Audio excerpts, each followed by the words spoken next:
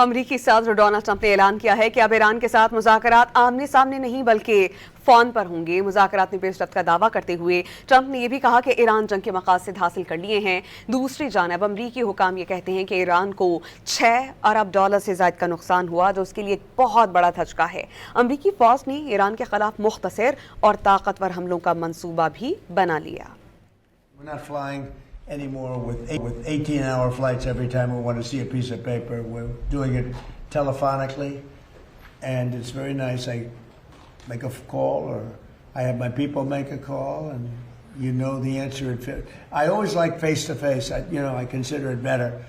But when you have to fly 18 hours every time you want to have a meeting, and you know what the meeting's all about, and you know they're going to give you a piece of paper that you don't like before you even leave. It's ridiculous.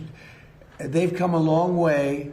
The question is whether or not they're going to go far enough. So at this moment, there will never be a deal unless they agree that there will be no nuclear weapons. Iran, the same thing. I mean, militarily, we've wiped them out. They have no military left. It's all, the Navy's at the bottom of the sea. The Air Force is never going to fly again. We've got an amazing military. Now they have to cry uncle. That's all they have to do. Just say, we give up. We give up. But their economy is really in trouble.